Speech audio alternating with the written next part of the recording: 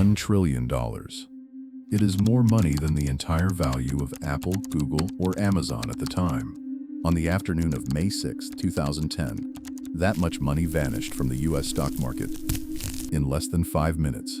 It didn't burn, it just disappeared. Down 800, nearly 1,000 in a heartbeat. I mean, it is classic capitulation. There are some people who are proposing there was some kind of fat finger error. The FBI spent years hunting for the mastermind behind this disaster. They expected a team of Russian hackers or a criminal ring inside a massive bank. Instead, they found a 36-year-old man who lived with his parents. Welcome. You are watching The Money Files. We reveal the secret code that tricked the world's smartest robots. The Manhunt. This is a story of nerdy genius.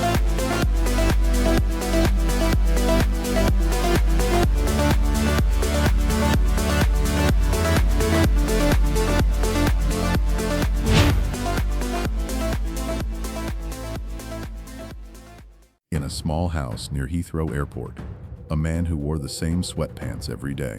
To understand how one guy broke the world, we have to meet him first. Navinder Sarao was not your typical Wall Street villain. He didn't like crowds. He didn't like loud noises. But while other kids were out playing soccer, Nav was busy with a different kind of game. He had a secret.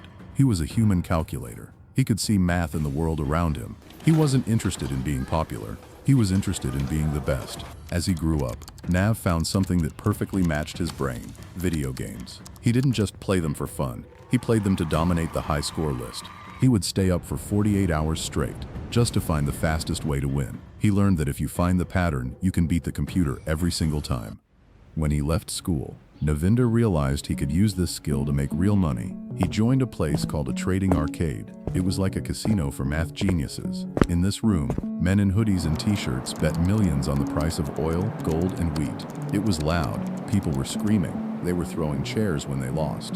Navinder hated the noise. He felt like it was static in his brain. So he bought the biggest, heaviest noise-canceling headphones he could find. He sat in the middle of that screaming room in total silence. Just him and the numbers. He watched the order book.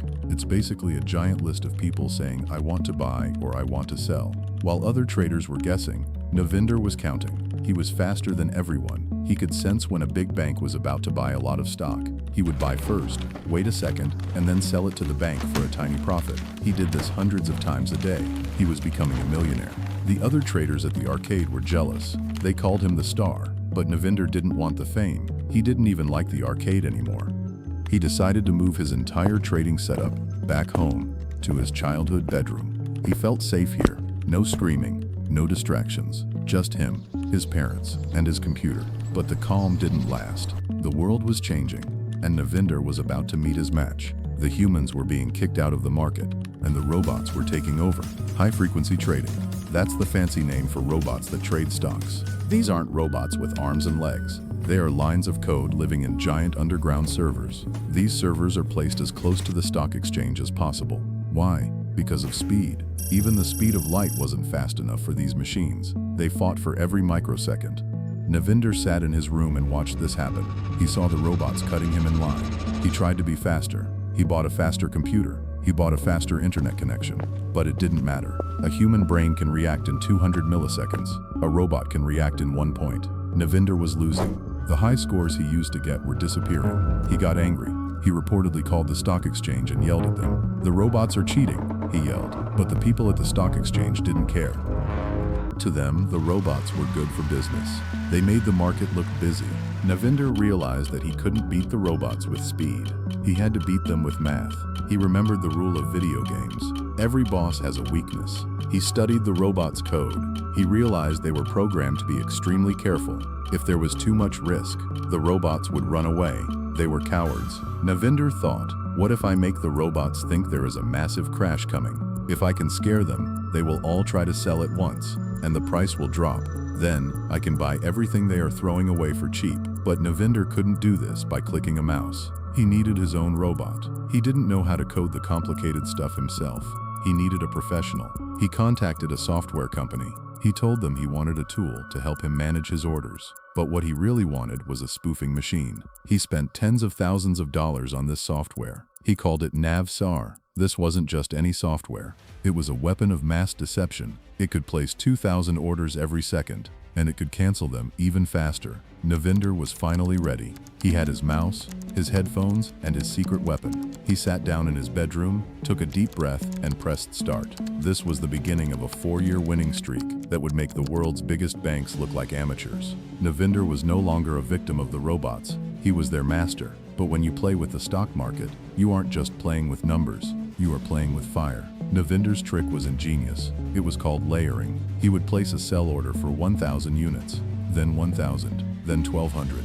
He created a wall of fake sellers. The robots would see this and think, wow, a huge wave of selling is coming. I need to get out. The robots would then start selling their own stocks to avoid losing money. This made the price drop for real. Once the price was low enough, Navinder's software would do something amazing. It would cancel all the fake orders. Then he would buy the stocks at the bottom. He just made millions by scaring everyone. He did this for years. Between 2006 and 2010, Navinder made over $40 million. But here is the weird part. He didn't spend a single penny of it. He didn't want the things that money buys. He just liked knowing he had the high score. But the game was about to get much more difficult.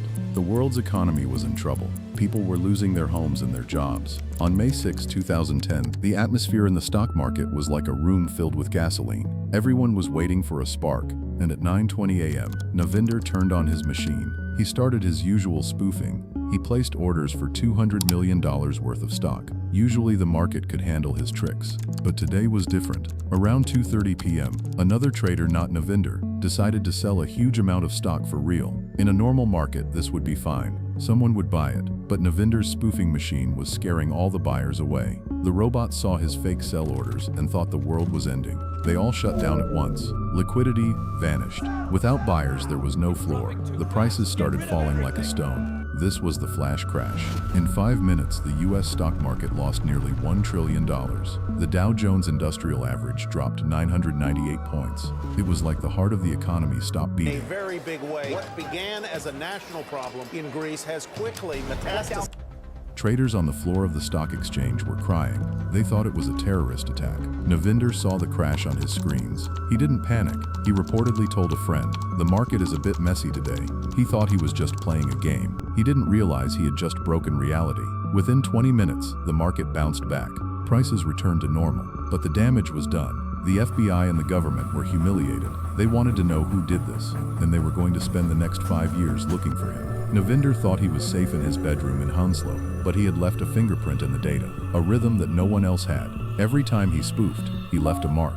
And finally, a whistleblower heard it. This whistleblower wasn't an FBI agent. He was just a guy who liked data. He sent his findings to the authorities. The net was closing in. In April 2015, the knock finally came. Navinder opened the door in his sweatpants. He wasn't surprised. He almost looked relieved. The FBI took his computers. They took his hard drives. They took his dream. The Hound of Hounslow was finally in a real cage. But the biggest shock was yet to come. Where was the money? Where was the $40 million? Navinder had lost it, not by trading, but by being a target. Because he had so much money and lived a quiet life, scammers found him. They promised him investments that didn't exist. They stole almost everything. He was left with nothing. No money, no computer, no freedom. The flash crash was over, but its lessons would change the market forever. Navinder Sarao was a criminal, but he was also a warning. When the U.S. Department of Justice finally charged him, they accused him of 22 counts of fraud and market manipulation. He was found guilty on all of them.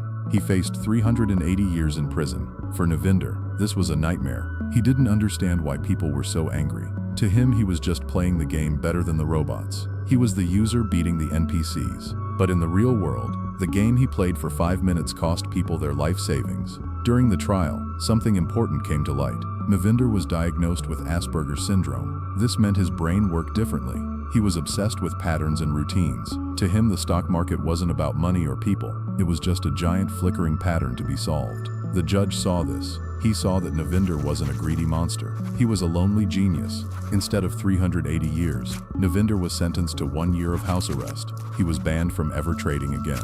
The game was over. Since the flash crash, it has happened again and again. The flash crash was a $1 trillion mistake, but for Nav, it was the moment the numbers finally stopped. Navinder's story is just one of many, where the digital world collided with our own. If you enjoyed this deep dive into the 2010 flash crash, there's more to explore. Stay tuned for the next videos.